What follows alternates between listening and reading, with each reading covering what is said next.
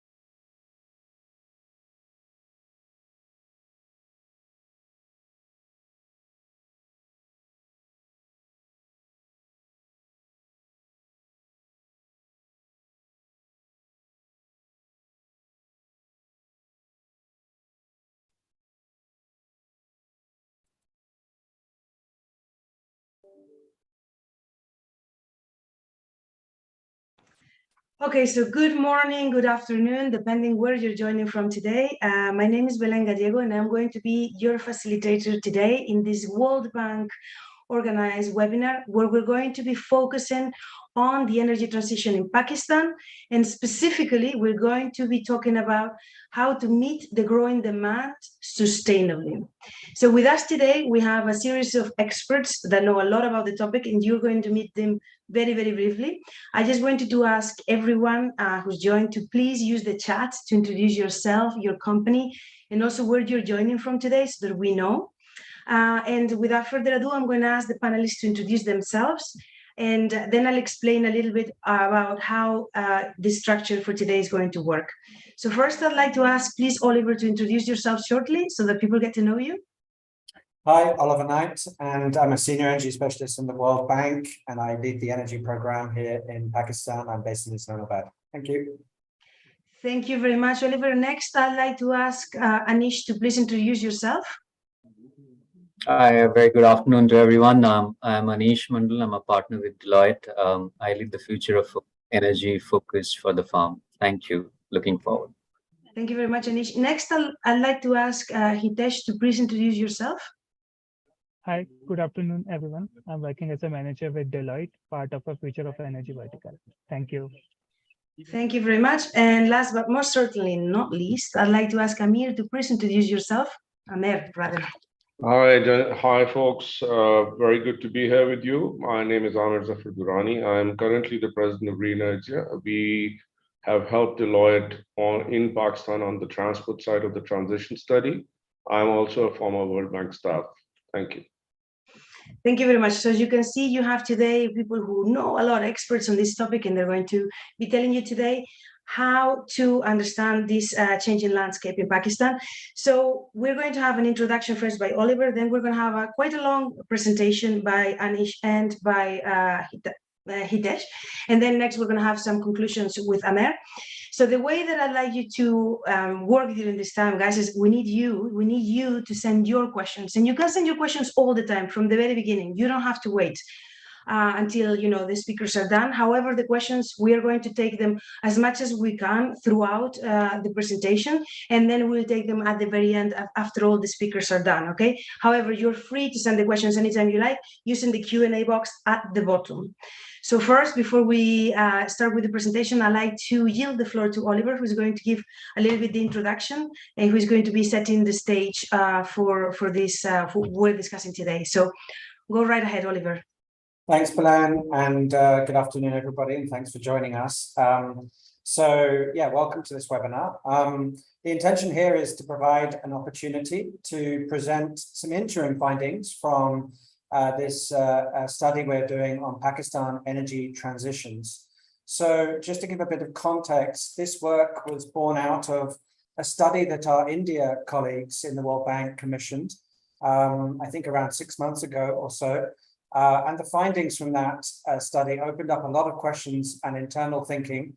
And so we decided to commission a regional study for the South Asia region to cover the other countries in South Asia. So, and of course, including Pakistan. So Pakistan, actually, we decided to prioritize in terms of the other countries that have been covered, because we wanted that analysis to feed into the energy and transport team inputs to the country climate and development report that the World Bank is currently carrying out for Pakistan. And in fact, that's coming to the latter stages as we speak.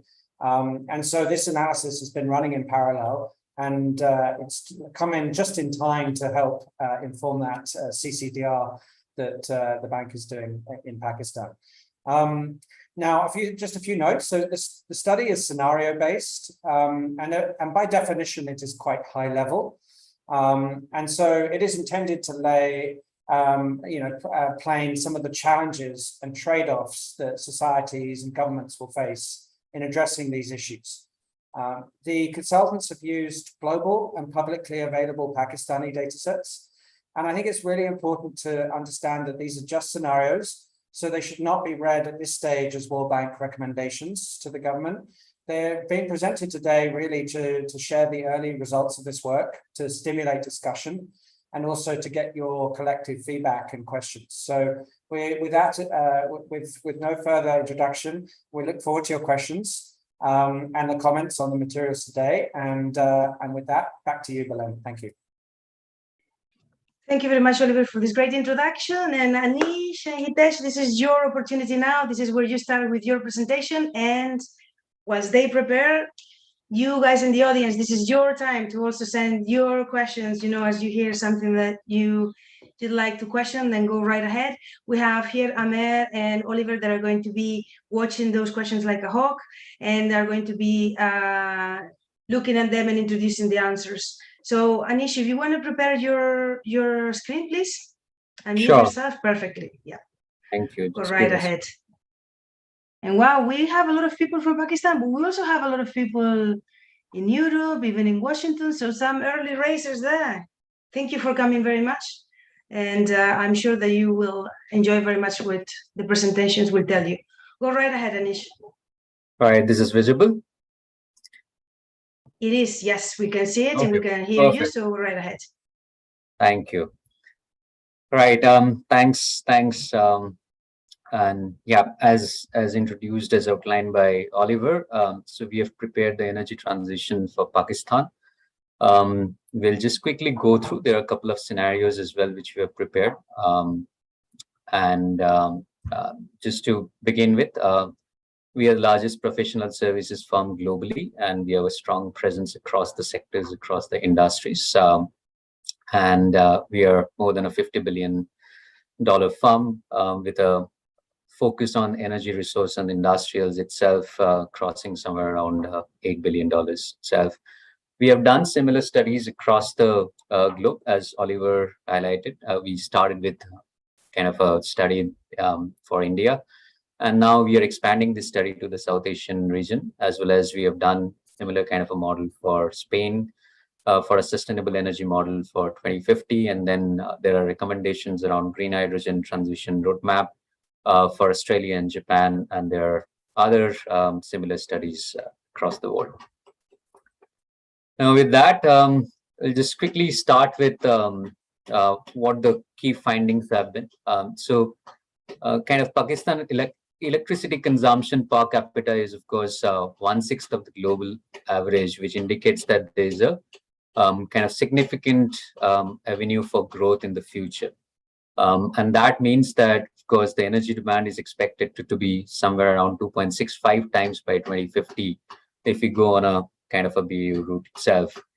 Now, from 14% electricity consumption, it's expected to rise by 34% by 2050, basically driven by the electrification as well as shift in the overall energy use from a primary fuel to towards the electricity. The industry sector currently in 2020 kind of contributes to the highest in energy demand with almost 35% share in the energy demand, as well as in what we have projected is somewhere as the industry grows till 2050, it will be somewhere around 45-50% of the overall energy share. When we look at the primary energy mix, what we see is gas, coal, and oil, of course, dominates the overall energy mix, together meeting over 75% of the energy demand. We'll see a significant kind of shift towards this primary energy mix as we move towards the findings of the energy transition. But yeah, I think that's the overall top agenda of this particular study as well, how to shift and how to meet in the overall energy demand on a sustainable basis by transitioning towards a greener fuel. So the objective of the analysis is to kind of currently map the current energy consumption and assess the energy demand up to 2050, which we have just gone through in the previous slide. Identification of the current energy and transportation development and decarbonization policies, which is we go through each and every kind of policies what your government has already kind of announced, what their intended objectives are, and what would be the kind of projections in the energy use as well as demand goes when we follow that policy. Now, estimation of the current and future emissions under different scenarios. So we have two scenarios which we'll describe, and then finally the overall what would be the impact in terms of investment, what's required for the country to move towards any of these scenarios. So we are creating two scenarios now. So the first is the intended policy scenario. As you said, there are certain policies which, of course, government of Pakistan has already announced, issued. So we've gone through those policies, and based on those policies, if we project our energy use as well as kind of demand and supply, what's the kind of emissions we are looking at, what's the kind of investments we're looking at. That's one scenario. Second is looking at, say, for example, a little more accelerated decarbonization scenario, where we are attempting that somewhere between like mid-2040s, we reach the emissions peaking and a net zero of somewhere around 2070. So that's the kind of working backwards and coming up with the number. Now, the overall modeling philosophy, what we have followed is the overall energy transition are kind of fundamentally depends on these 5 pillars. So the first one is a core energy transition, which is the change in supply mix with greater integration of renewables. So the entire electricity, so first of all, you transit towards electricity, and then you kind of green the electricity, or you transit the electricity to a greener fuel. So that's, of course, one of the pillars. The supply side efficiency, which is the losses, the transmission and distribution losses. The lower the losses are, of course, the lower the emissions would be. The third is the demand side efficiency, which is bringing in the form of, say, for example, newer technologies to improve energy efficiency in industrial, buildings, and transport sectors. The fourth is the energy transition, specifically to look at industry and transport, the kind of reduce your process emissions, reduce the entire energy towards your transport emissions. So those we have looked at it, including, of course, feasibility of application of green hydrogen in the industrial decarbonization, CCUS and everything. And then the fifth element is the just transition, which is more from the perspective of if you're retiring coal-based plants and if you're closing down mines, then what would be the social implications or the social and economic implications of the people around, and that's the just transition cost what we have considered. So that these are the 5 pillars.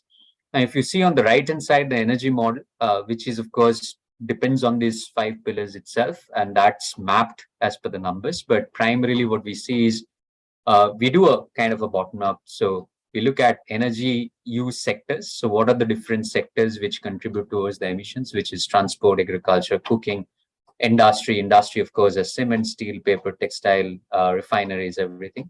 And then the buildings, residential, commercial. Once we have the overall energy demand, then we add up the transmission and distribution losses. And that, of course, as a projection. So that becomes your total energy demand. And how you meet your energy demand through the primary and secondary sources is what we look at. The secondary sources is thermal, renewables, and nuclear. And then you further kind of just drill it down to a primary energy sources. That brings you coal, oil, natural gas, biofuels, hydrogen, hydro, wind, and solar, right? So that's how the model works and the framework is. Now we have looked at, as we said, the key data sources are all publicly available sources, as well as, of course, interviews with experts as well. So the data elements for the model has been like macroeconomic growth in population, urbanization, all the reports, which is Pakistan Energy Yearbook, population census, everything we have looked at. The policy environment, your kind of nationally determined contributions, which was presented last year, which is like reducing to 50% of what your emissions would be in a BAU scenario, like 1600 MT to 800 MT. That's the underlying kind of assumption what we have. The sustainable energy for all national action plan till 2030, which is kind of Ministry of Planning has come out with. We have looked at it. NECA strategic plan, which the Ministry of Energy has come out with, that we have looked at it. Pakistan's national electric vehicle policy for a 30% kind of penetration by 2030. So that's, we have looked at it. IGSEB, which talks about after 2025, there will be no such coal additions. That's primarily the assumption. So we have looked at the overall kind of a generation profile and optimal generation addition till 2030. And then NEP as well, roundabout says what it says is alternate renewable energy policy also says like 30% of renewable capacity, excluding the hydro by 2030. So these are some of the intended policy, I would say, outcomes which we have considered in our modeling, the scenarios. Now, the definition of intended policy scenario is, of course, as I said, so based on the policies what just highlighted, what would be the kind of projections, what would be the realistic kind of achievements, what we have looked at. And then an accelerated decarbonization scenario, we worked backwards, and so that the peak is achieved somewhere in mid-2040s. There will be no thermal additions after 2025. There will be forced decommissioning of coal plant. It's not forced. So as soon as the coal plants or the thermal plants actually achieve their 25-year period, we have decommissioned those plants. And then there are accelerated adoption of mass transits and FCVs and freight and all that we have considered. So this is on the right-hand side, we'll come up with the projections, but we can discuss this later. So this, the topmost graph is your BAU scenario where you're achieving from 1600 MT to around about 752 is what we are achieving by 2030. And then on an IPS scenario, by 2030 and by 2050, we have projected what could be your energy emissions. And on an AD scenario, which is somewhere around 30% further less, is your emissions in the AD scenario. Now, these are some of the considerations in the IPS versus the accelerated decarbonization. Say, for example, in the transport itself, I have my transport experts also in the call, but if there are further questions, we'll be happy to respond. But primarily what we have considered in the IPS versus the accelerated is an increased investment towards your mass transit, bus and BRT.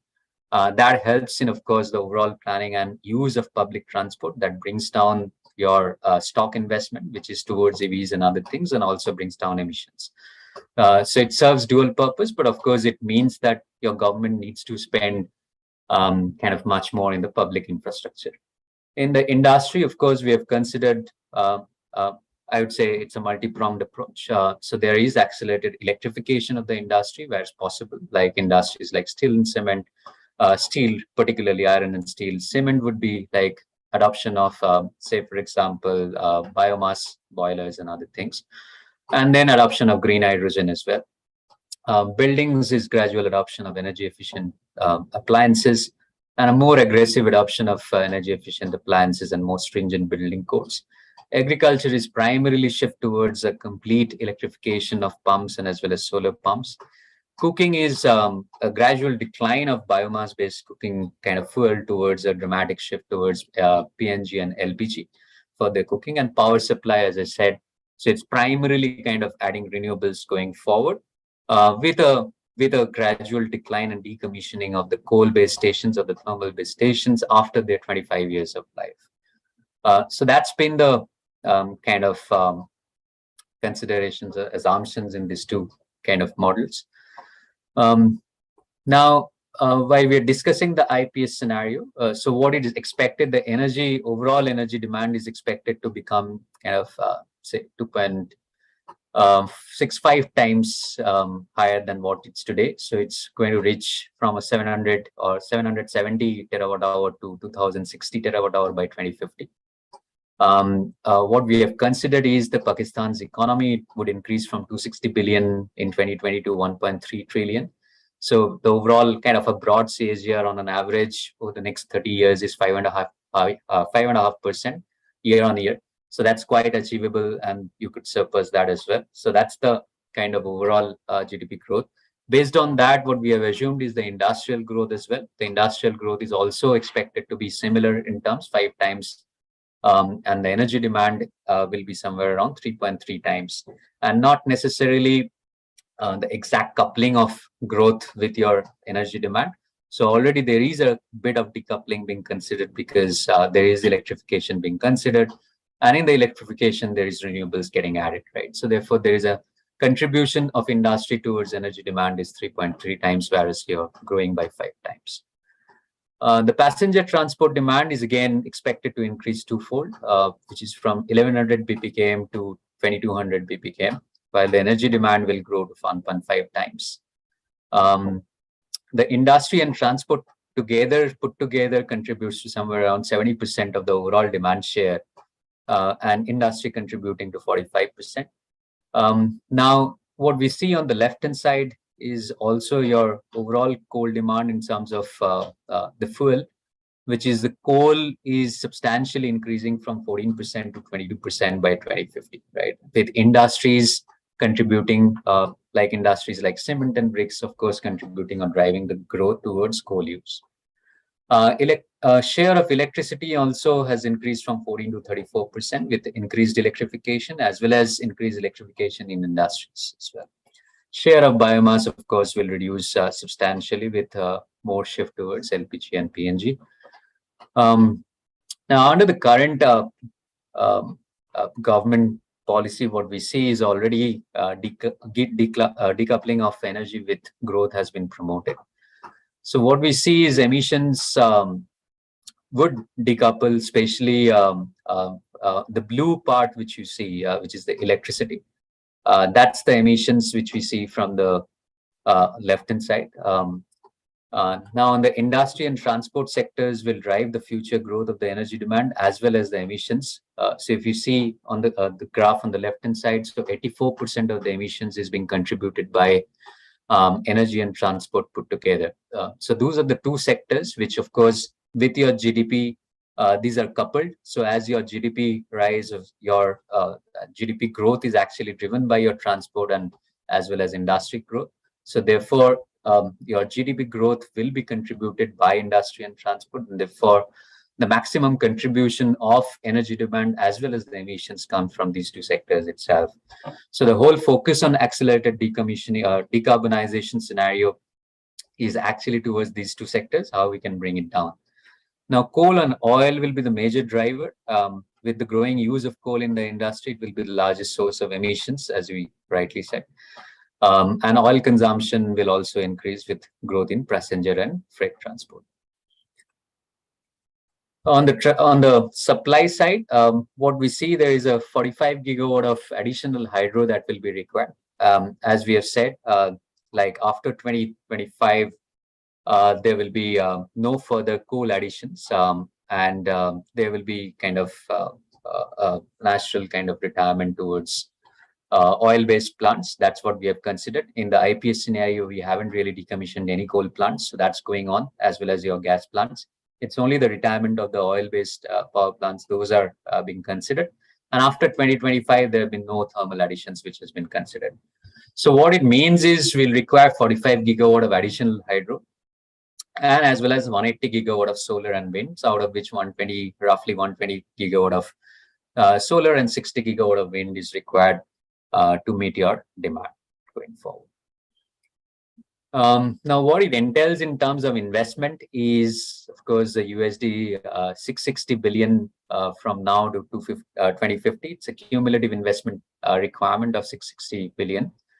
Now, how it splits is somewhere around $137 billion is required in the transport segment. And these are incremental investments. So this is like not the investment which goes on a BAU basis. This is towards energy transition. What's the additional investment we consider? So only the incremental investment we are talking about, what is required towards this energy transition till 2050.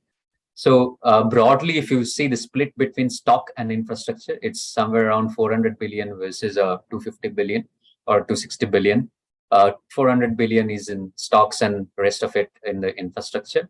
Now, coupled with across the sectors, what we have said is massive amount of investment is required in the generation itself and the T&D investments.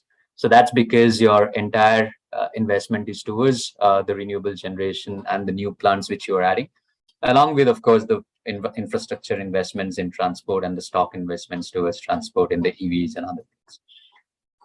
On the right-hand side is a split towards your power infrastructure, which is 280 billion. As you said, the massive infrastructure is coming in. 45 gigawatt of hydro is required, so that's 41%, and the rest somewhere around 37% or 38% is again broadly equal amount of investment is required in the renewable sector.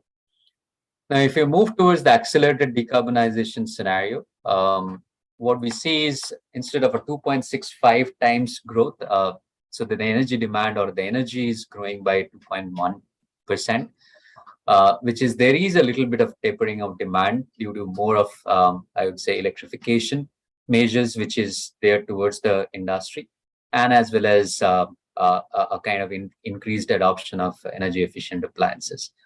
So these are, that's their share of electricity, of course, as you said. So from a 2.1% or 2.1 times, it has increased by 3 times. So 14% to 42% we have in the accelerated decarbonization scenario, that electrification starts increasing more in the industries and others. We have adopted more of green hydrogen in the fertilizer and refinery sector. And that starts making sense after 2035, 2040. A lot of the other countries have introduced, say, carbon prices as well, or say, for example, obligations in these two industries. So fertilizers and refineries are some of the low-hanging fruits in terms of sectors where green hydrogen can be adopted.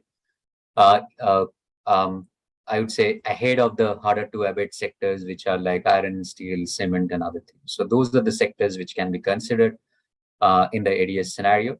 The emissions would, of course, fully decouple from the growth. Now, decline of fossil fuel-based power and electrification of transport that has happened. So if you see on the left-hand side on the curve, there is a peaking somewhere around 2040, 2045, and then it starts kind of reducing the emissions. But having said that, the industrial emissions still continue to be kind of getting, or I would say it's still not picking in 2050. So that's because your economy is growing at 5.5% year on year, and the industry is the driver for growth. So therefore, the next phase of growth or the next phase of decarbonization after 2050 will be focused towards industrial decarbonization. Those are the hard to abate. And maximum part of your industry is cement, which contributes a huge amount of, I would say, the overall industrial emissions. And that's the toughest sector or the hardest sector to actually decarbonize.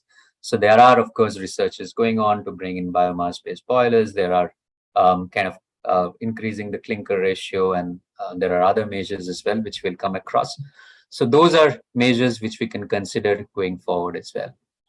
And these two kind of industrial and transport put together uses or I would say contributes to 91% of your emissions.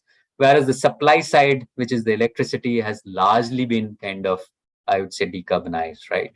So if you see on the next slide or this slide, so what we have done is we have modeled, of course, on a least cost basis what your generation plan would look like.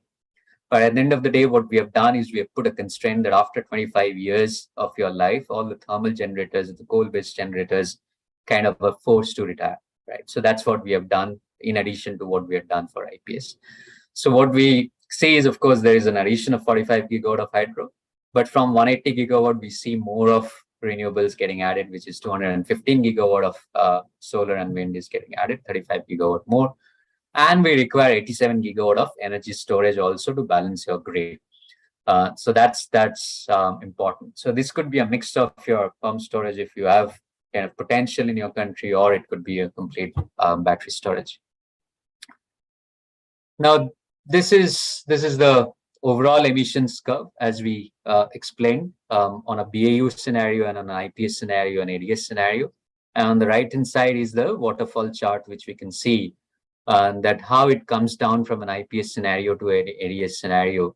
What are the major contributors which brings down your emissions? So, of course, greening the electricity or decommissioning some of these coal plants brings down your emissions. On the transport, there is a massive investments towards public infrastructure and your focus towards BRT. So that, of course, brings down your emissions as well. Industrial efficiency and green hydrogen put together is somewhere around 65 million ton of carbon emissions reduction.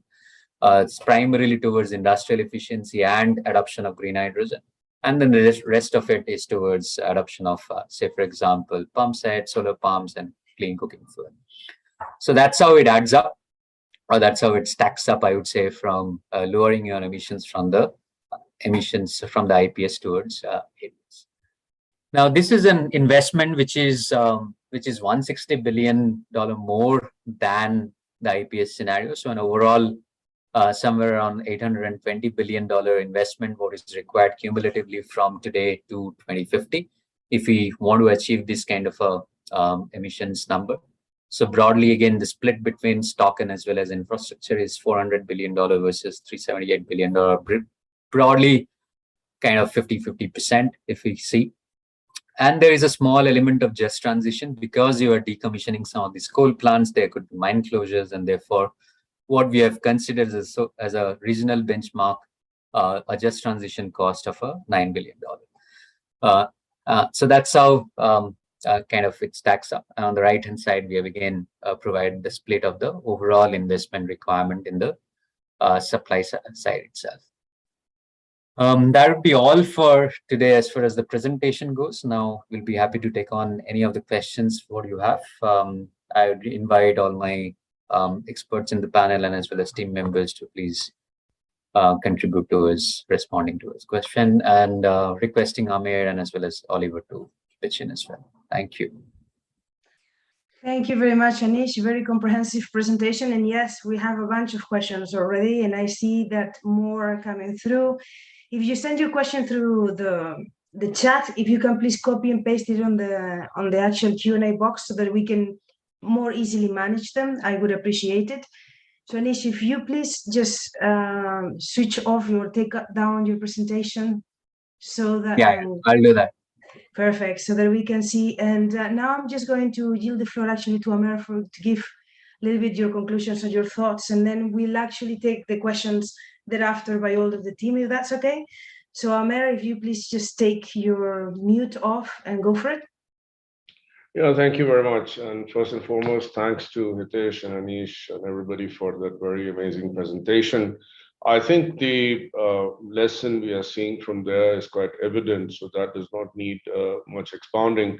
I think one of the first things I think which the audience would like to hear, and I think we'd like to also hear from the team, both from Anish and Hitesh, is to look at the doability. So there are three things that are happening there in the suppositions, and I see one of them has been raised in the question and answers. One is this element of cross-border, and the other is the mix of hydrogen.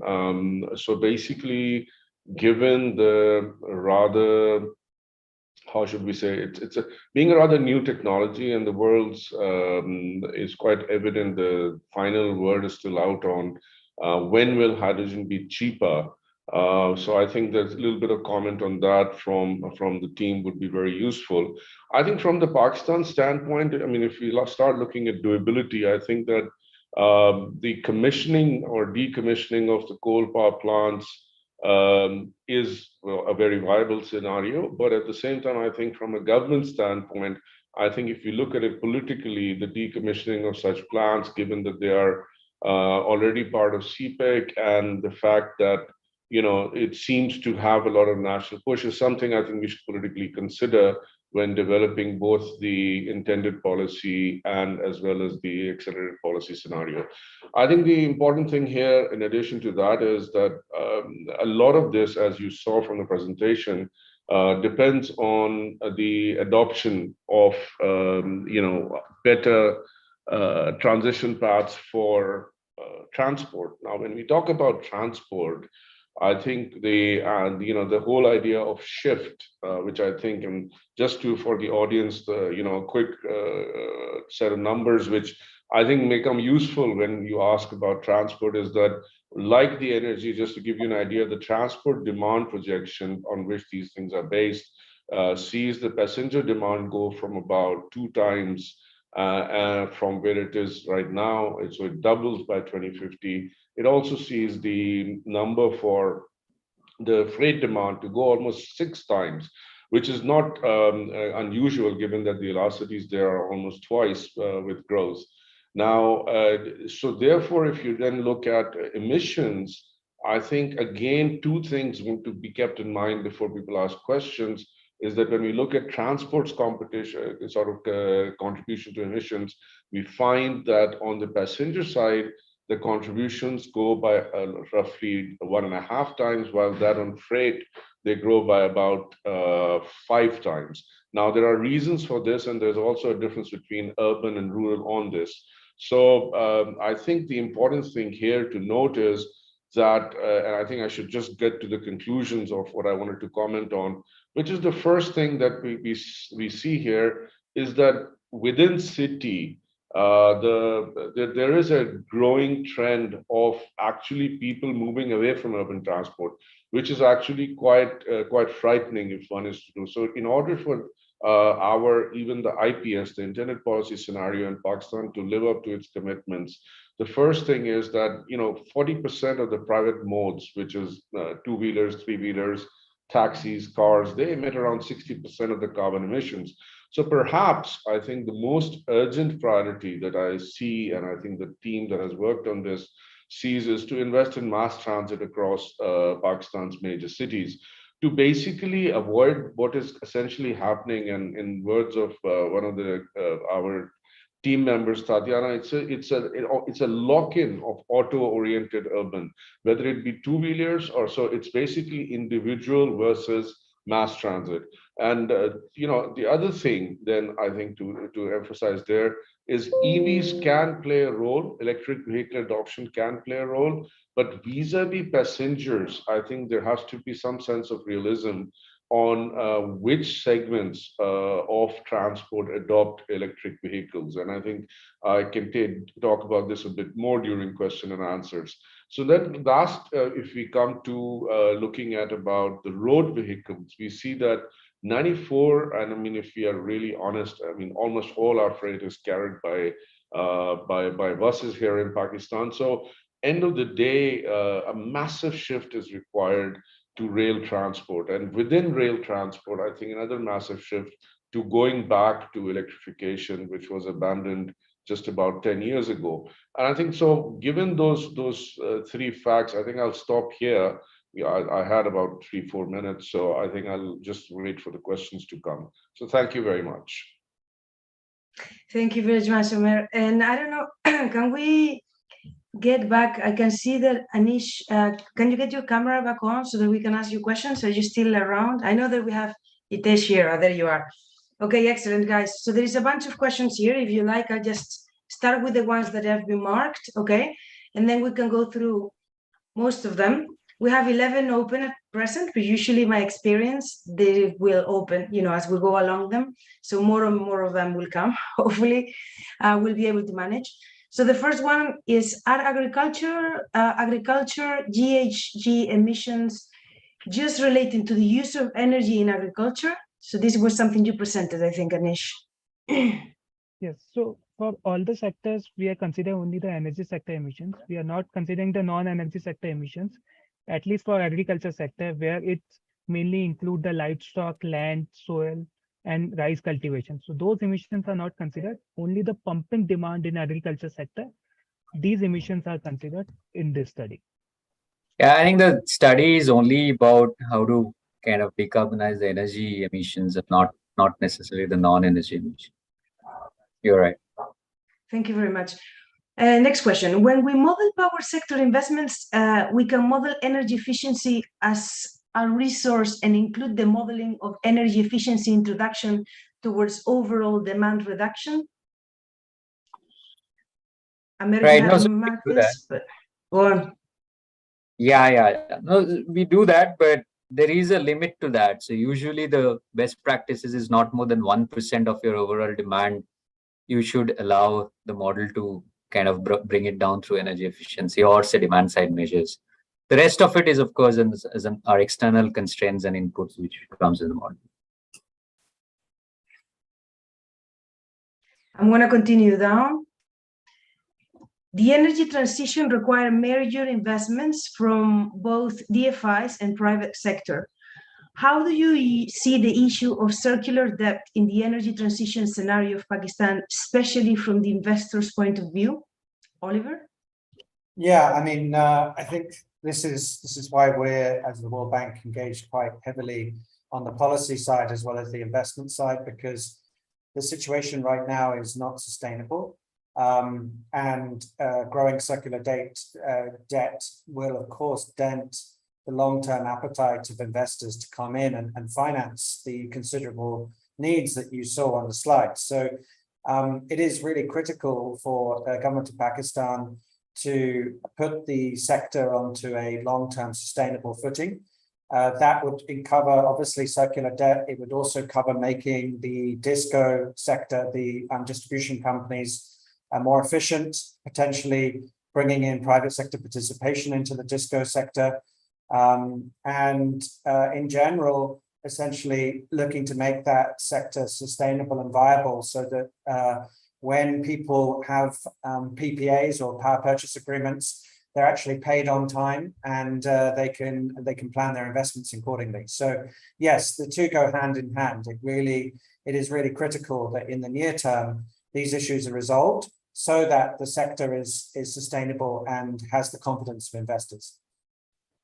I think a quick related response there, Brian, is that while people are focused on the power sector debt, I think additionally, I think a good question on this for the government from a Pakistan standpoint is, how do we factor in the cost of adopting technologies that actually increase or keep same the foreign exchange demand or keep it at the same level as when using or shifting to renewable resources? Because Pakistan is not a very industrialized country. We do not make our own wind turbines. We don't make our own. So as a shift to any new technology, sustainable or otherwise, I mean, it is going to be a measure. And I think that is the question that I think most of the policymakers should also add to the mix of the power sector debt.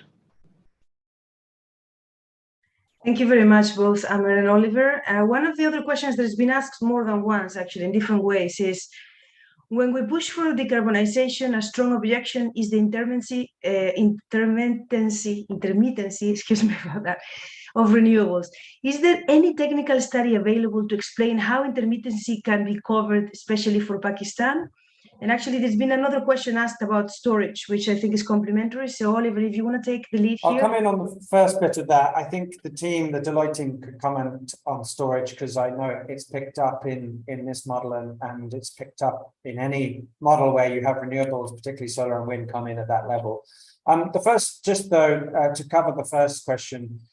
So we actually published a report that looked exactly at this issue in November 2020. I'll put the link onto the question or in the chat. And that was the variable renewable energy integration and planning study. And in fact, the title hints a little bit at, and I've said this in a prior webinar, I'm very allergic to the term intermittent. It doesn't actually describe renewables very well, and which is why the World Bank, or at least in the Pakistan team, we very consistently use the term variable. Renewables are not intermittent in the way that you may think. They don't drop in and drop out very rapidly, and they're entirely forecastable and actually quite predictable, compared to actually some thermal units, which can actually drop off the grid and you can lose a gigawatt in a matter of seconds. So I think that's the first kind of technical point. The broader point is that, yes, this can be managed. Firstly, by good planning, by dispersing your renewables across the country, by having diversity of sources, so hydropower, solar, wind, different forms of solar potentially, putting the solar and wind in different locations, and by energy efficiency to reduce the peak load, demand response so that consumers actually respond to are not just blind, we're actually responding to signals in terms of when to maybe turn off or when to turn on. And then, of course, storage comes in as well. So I think there's a lot that can be done. The main point here, and I think people always get very worried about this particular point, but the way to look at this is to use an electricity sector modeling tool that looks hour by hour and make sure that the system is able to provide against the demand for each hour using the resources on the system. And that's exactly what Plexos, the software that NTDC is using, the software that we use for the study published in November 2020, that's what that software does. And that software shows that you can get up to these high level penetrations of solar and wind without collapsing the grid. So I think this is definitely dealt with, and I will post the link to that study, but maybe turning over to Deloitte on the energy storage question. Thanks, Oliver. No, I think you have explained it comprehensively. So yeah, any modeling on an hourly basis or a sub-hourly basis, if you do, because of the variability of renewables, or because of, say, for example, the solar comes in only during certain periods of the day, whereas your peak might be somewhere you're experiencing the evening. So therefore, all the stations which are kind of back down during the day needs to come online very quickly during the evening, and there could be ramp limits of the stations. There could be, I would say, demand gaps. So that's where storage comes in, of course, with a higher ramp limit, or in a way, infinite ramp limit. So those are instances which we capture in the modeling when you do a sub-hourly basis modeling, because otherwise, if you model the in a higher resolution, those are things which are not captured. So yes, energy storage is required as a part of any kind of renewable systems, and that we have anyway kind of calculated as well. Somewhere around 85 gigawatt of energy storage is required in the ADS scenario, and somewhere around, I guess, 60 gigawatt is required in the IPS scenario. Thank you very much. We still have a bunch of questions, so if you don't mind, I'll just go through them, the ones that we have still to answer. There is still no clear policy regarding waste to energy technology and policy regarding better management of free dumping wastes. Anything to do with waste? Is there any knowledge here as to what's happening with waste to energy? Yeah, I think if Anish wants to go ahead, and then I can add there. No, I can come in from what's happening probably in the other parts of the world. So waste to energy is, of course, one of the important technologies, and you can use it as a renewable measure. But when we are talking about kind of gigawatts or terawatt hour of energy demand being kind of transitioned towards greener electricity, so waste to energy is difficult to scale in that sense. So therefore, there have been instances where we have 9 megawatt or 10 megawatt or 15 megawatt kind of waste to energy plants being installed because of the organized collection of wastes. But yeah, that's the challenge what we face in countries like India or any other countries, that organized way of collection of waste and then putting it to a waste to energy plant, it's not scalable to that extent. Yeah, over to you, Amir. So basically, from a really local standpoint, whoever asked that question, essentially Pakistan does not have any organized landfills. This is something we are struggling with in terms of methane capture already. And I think what is most important to also realize, as Anish already pointed out, these are peripheral ways of going to generate energy. They can be very localized, for example, near cattle farms, something like that. But given the diversity and the way both waste, both from urban waste, human waste, and if we want to figure in biomass, as you see that biomass also levels off in the actually almost to zero in the predictive model that we saw being presented. And partly that is because that unless and until we have some organized waste landfills, this is almost a non-starter. But even then, the predictability, as mentioned, is very difficult. And last but not least, this is actually always going to be, from the experience you see around the world, almost peripheral to the central demand. So that's the easiest way of summing it. Thank you. Thank you very much. And another question that I think is interesting. Have you considered, or can we consider CCSU and CCGTs? So everything that's got to do with carbon capture. I mean, that technology is still so new, but I don't know if you guys. Yeah. No.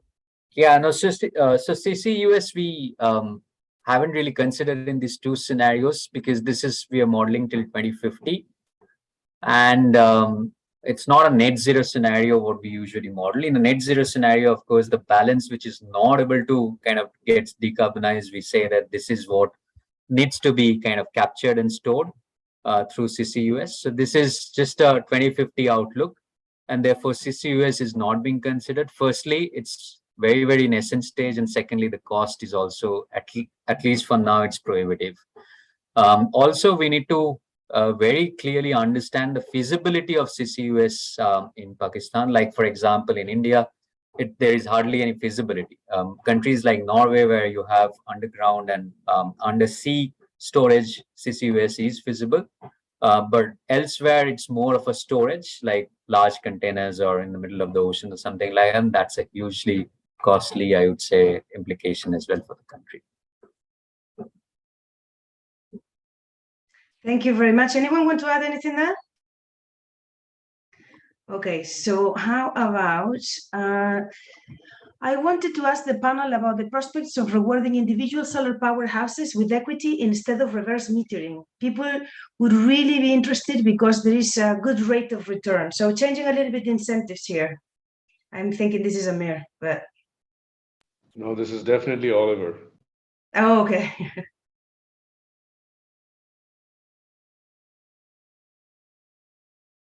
Sorry, which question? It was about changing the way that people are rewarded instead of reverse metering with like directly. Yeah, I was looking at that question. I wasn't entirely sure how that would work, but essentially if people decide to put solar on their roof, it's their own equity unless they're getting it on a loan, and mostly they'll be doing it to displace electricity they otherwise would have taken from the grid. Of course, the net metering is meant to reward them for any times they're away from the home, and therefore the power is flowing back to the grid. Our view on that is that actually the net metering regulations here probably we need to start looking at having those revised a little bit, because right now consumers are being, in our view, paid a little bit too much for any power they're exporting.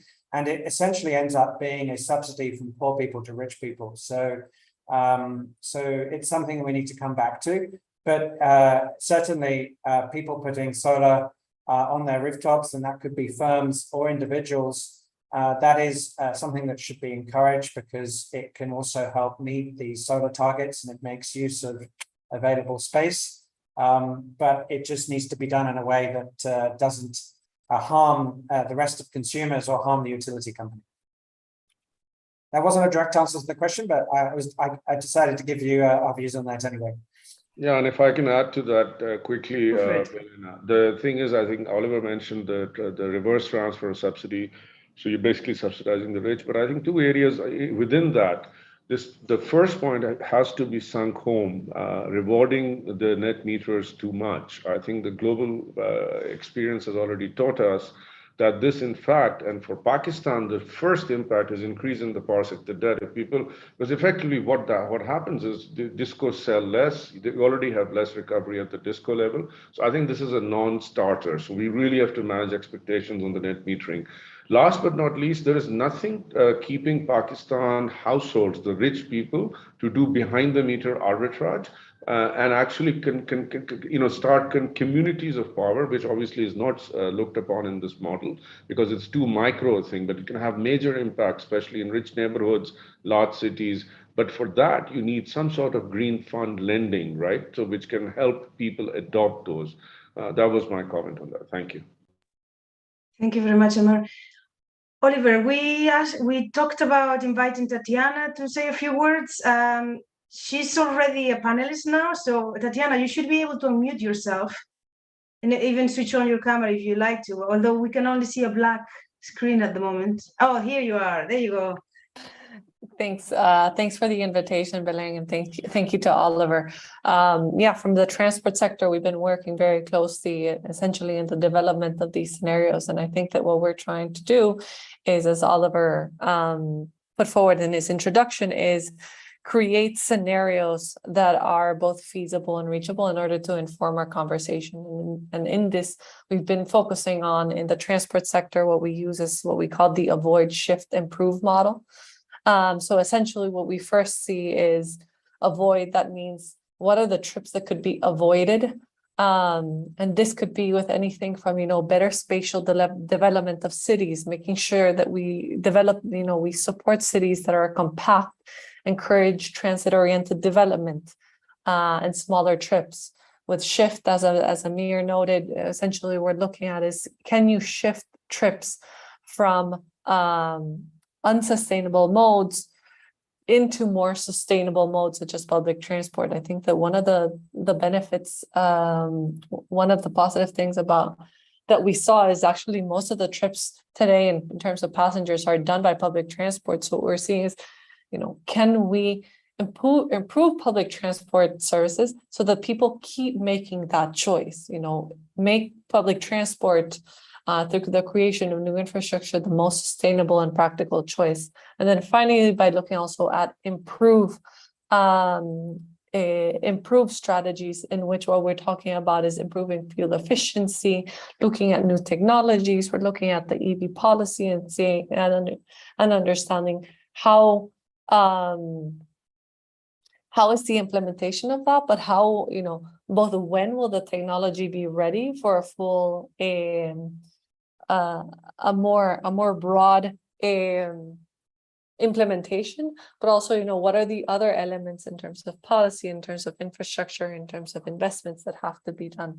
So it'd be very interesting to hear, we're in the development of these scenarios, looking at both the passenger side and the freight side, but very much focusing on for the transport sector, first of all, in the development and how can we achieve development goals, while also at the same time creating a decarbonized future. So that has been our focus, and we're happy to hear the inputs on how we can improve these. Thank you very much. Does anyone want to go right ahead, Amir? So there is a question just to add to what Tari said. So I'm trying to address one of the questions, which says that what are the types of scenarios when we looked at EV adoption? So I think for that, I have two sort of headline answers. The first one is that we have used a very simple approach, which is an avoid, shift, and improve. And I think when we so avoid is basically reducing demand for mobility, for unnecessary mobility, or switching to a non-motorized transport, and essentially walking, everything that covers there. Then the other thing is to shift, and the shift is basically to move, as Tati was saying, from, for example, freight from road to rail. And the last improve is an improvement in the fuel mix. So it's in the latter that we really look at the EVs. And I think everybody in Pakistan who's listening in should also understand that grid factors, which means how much fossils contribute, which is also something you saw early on in the presentation by Hitesh, that we almost 70% of Pakistan's electricity is right now produced through fossils. And so with that kind of input, is there really sense in a massive go at EV adoption? So I think what we are seeing here is kind of a transition where there have to be substantive choices made both at the public as well as the private level, so that both the transition of the overall energy mix as well as that of the EV adoption go hand in hand. Thank you. Thank you. Actually, there was a bunch of questions about that, and thank you very much for explaining. I wonder whether there is worth rereading some of these questions that you've already answered. And specifically, and you were going on about this right now, Amer, but this kind of the question here is a little bit more specific, perhaps. Are there any changes in infrastructure required to infrastructure, whether it's road, rail network, to provision for transportation as proposed? If yes, if so, how do we go about it efficiently, given the multitude of stakeholders and multiple public sector departments which will be involved? So the simple answer to that is like the how-to part is not so much. So the how-to is where we are going to be talking to the. I mean, I think the bank is going to be talking to the government. But in terms of, is there a requirement of significant infrastructure? Yes, when estimating the overall fiscal and financial needs. So we saw that actually as we accelerate in the case of the transport sector, accelerated policy scenario, we require more government investment in infrastructure than private investment, and that is partly reflected by things such as improving the railway network for more freight, electrifying it. It improving the overall, for example, EV charging network throughout the country. How that takes place and incentivizing it. So yes, I mean there is a massive need for infrastructure, but how to go about it, given the number of infrastructures, that is really the discussion that follows this work. Thank you very much. Let me just go and revisit another of the questions that we had asked here. It was responded by text, but I think it merits like maybe a further answer, like here live. How relevant is the off-taker risk in Pakistan? Is it as important as other risks related to land and grid access? Oliver, I'd like to send you this question. Yeah, I actually typed an answer to that, but I think up to now, at least my impression is, and others may want to come in on this, but my impression is that off-taker risk has not been a major issue in the last few decades. In particular, because the Pakistan government provides a sovereign guarantee for IPPs, independent power producers, when they sign the power purchase agreement. From what we're hearing from our colleagues at IFC, but also other places, is that this is starting to become an issue with the rising circular debt. Okay, people have this sovereign guarantee, but if they're not getting paid on time, then although they may get paid eventually, that's rather cold comfort for a situation where you're getting large payment delays. And so this is starting to become a risk that is being considered. And certainly it will, as I was kind of saying earlier in response to another question, circular debt and related issues will start to impact on investor confidence, in particular international investors, who will be needed to come in and finance this transition.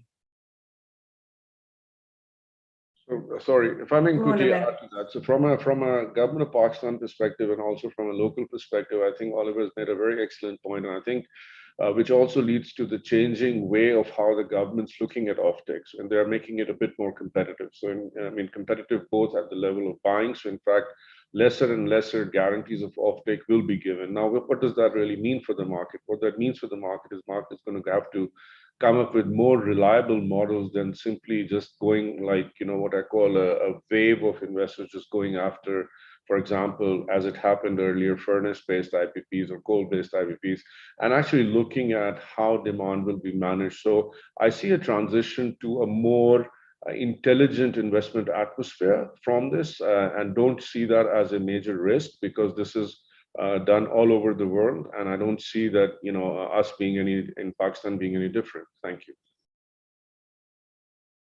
Thank you. Let me send you one more question that I think is very relevant, is how does the country prepare for the grid infrastructure for the increase of renewable energy capacity? And I think you guys worked a lot to resolve this issue, Oliver. So this was one of the questions. And we have a large project working with NTDC right now. ADB, of course, does a lot of work with NTDC. But I mean, the NTDC, which is the National Transmission Dispatch Company, who are responsible for the bulk of the transmission system, they have their work cut out to essentially deliver against this, as in any other country that is putting large amounts of variable renewable energy down, and also just the general demands of the energy transition, storage, et cetera, et cetera. So there is a lot of work and investment to do, a lot of planning to do. NTDC is working right now on a transmission system expansion plan, which is essentially meant to complement the IGCEP, which is the Indicative Capacity Generation Expansion Plan. So the two go hand in hand, and the TCEP will map out what is needed in terms of transmission to respond to that growth in capacity in terms of new investments. So there is a lot of work to do here. I think it'll be very interesting to see what NTDC come up with, and certainly a lot of financing will also be needed in this area, including potentially from the some of the provinces, and also from private sector investment in transmission, which is something that the World Bank Group is interested in and looking at. Thank you very much. There's a question now that actually Hitesh is just answering, so why don't you answer it live instead? It asks you, you know, is there a spike for AC use to handle the heat? Yes, so there's a significant addition of ACs have been considered in residential consumption, and in residential sector, highest share is only for the air conditioners energy demand. But because of the greening of the supply side and greening of the electricity, that spike is not coming in the emissions. So all electricity we are saying would be mainly through renewable energy capacities. However, in energy demand, there's a significant shares for air conditions. Thank you very much. And I'd like to, we have about 7-10 minutes max more in this discussion. And I'd like to ask you guys, if you have comments rather than questions, you know, that you'd like to add for us to consider here, please send them. Send them through through the chat. If you want to be unmuted, let me know. You know, we can give you the ability for you to actually talk to the panel, you know, but just let me know who it is, because there is still a lot of people in line, so that I can unmute the right people. So just come forward, let us know, you know, and I will be here in the background unmuting people and reading your comments if you send them through, when you send them through. In the meanwhile, just one more question here, if I may. I hear someone is actually, Undala is asking, what change in building technology is needed? And this was an important question that was asked about buildings. I know that in Europe, the buildings are the biggest problem we have in terms of energy efficiency and reaching our net zero goals. Europe cannot be the only continent that has this issue. You know, I don't know whether this is the issue also in Pakistan. So what can we say about buildings and what we need to do in buildings to change in terms of carbon emissions, including us answering this question, what change in building technology is needed? So shall I open it to Oliver first, and then we can take it from there? Yeah, I mean, I can't directly answer that. We're actually doing a study on building energy efficiency right now. We're about halfway through that. And it's the reason we're doing that study is because it is a big challenge and something that needs to be grappled with. My observation, and I think anybody that lives here, is that there's very, very little consideration for energy efficiency when new buildings are put up here, whether they're middle income or low income buildings. Energy efficiency is not really considered. And so this does need to be changed, both for in the northern part of the country, for the winter period where it gets rather chilly or even cold if you go very far north. but also, of course, in the summer period and for the southern part of the country where it's a heat issue. And in both cases, insulation and good design, both of retrofitting existing buildings and also looking at new buildings will be really critical, and something that we need to get a handle on as to what that looks like and how it can be done. It's a huge challenge. It's a huge challenge in developed countries, in any country looking to do buildings energy efficiency. And it'll be a huge challenge here as well to turn around. A lot of people would need to be retrained, a lot of builders, architects, etc. But also people at the lower end of the spectrum, just considering these issues and getting access to the right materials and etc. This is a huge challenge. Totally. I just want to add here that Pakistan has mostly the extreme temperatures. So it's one of those countries where the cooling demand is one of the highest. At the same time, we will also require the higher electric heater demand. So because of that, insulation has a greater role here.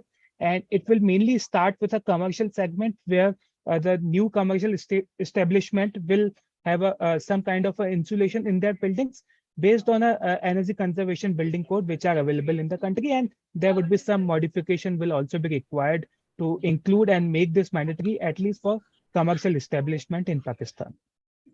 So, just to add to that very quickly, I refer to an older study, about 20 years old, done at Enercon before it became NICA in Pakistan. I mean, there was a massive movement towards a lifestyle change, because also for living in slightly higher temperatures, this following Japan's that they confirmed as for commercial buildings, 26 degrees as the temperature instead of 24 or 22, which actually means not wearing, it actually is a lifestyle change. Clothes have to be different, don't wear suits to the office, etc. This was actually tried 20, 25 years ago, did not go. The other important thing, which I think both Oliver and Hitesh mentioned, is that number one, insulation plays a great role. Now, where insulation has gone wrong is because of the massive earthquakes, especially since 2005 and the people discovering. So we've all moved immediately to some building technology, which is actually not very. So in the south and in the north, we've lost the old technology, which was actually more insulated households. So I think there's a lot that can be done, but this is not as simple a subject because a massive amount of investment, as you very rightly said. So I think the core part of this is lifestyle change. Yeah, and I suppose with commercial buildings or public buildings, you still, to a certain extent, the government has some reach. The question is really when it comes to individual people's homes, how difficult it must be to actually change the whole.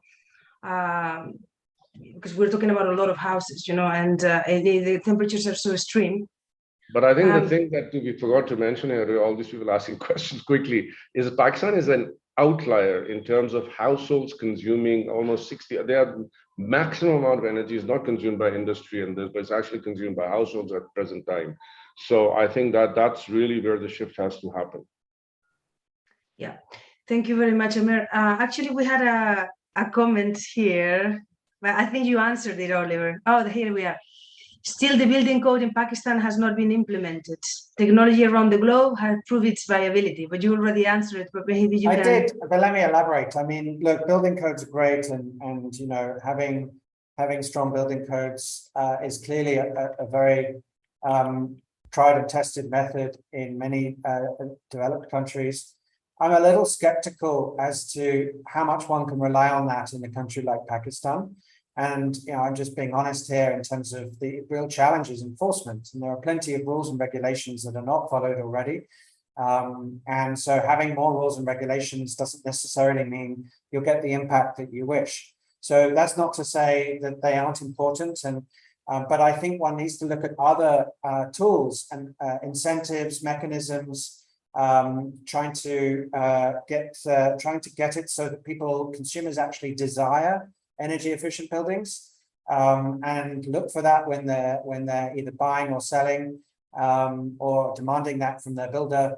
These are the kind of, I think, more practical measures that are needed, because it's very easy for the federal government or some other government body to put a regulation out, but it's very, very hard to police that, and there aren't the resources to do that. And I also don't think this is an area where one necessarily wants more inspectors running around. So I think good ideas welcome on how to achieve improvements in building energy efficiency, building on things like codes, but in a practical way.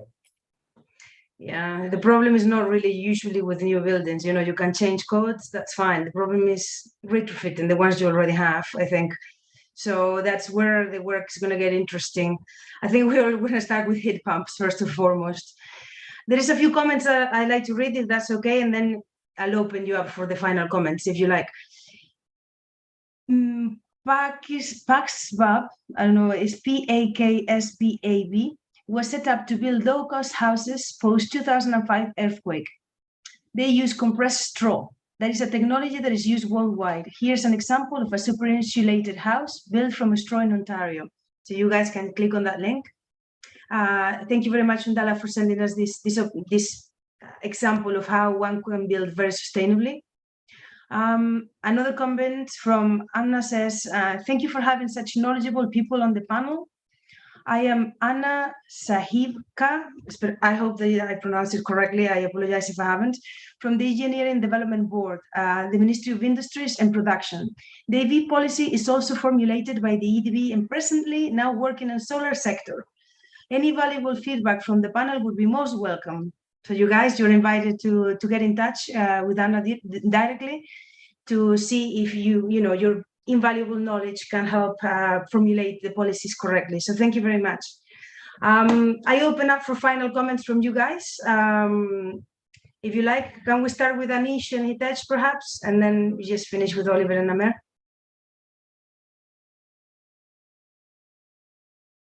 Anish, anything you want to say? No, I think it's an interesting, I would say, guiding document for the analysis. A lot of it would be, of course, as Oliver also pointed out, a lot of the studies will actually come out with interesting facts, which needs to be implemented. So yeah, an exciting future for all of us in looking at decarbonized world or future for all of us. Thank you. Hitesh, something from you? So it was great opportunity to analyze Pakistan because it's a separate kind of a different from other geographics in the region, specifically with a higher hydro potential and higher solar potential.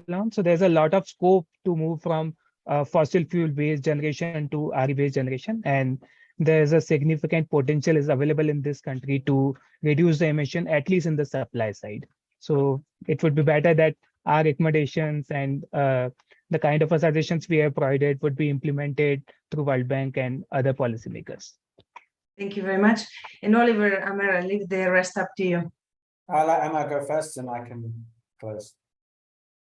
Yeah, I think for the sake of, or just to add to what the Deloitte team has said, I think it's very important to mark this energy security issue when we think of transition in Pakistan.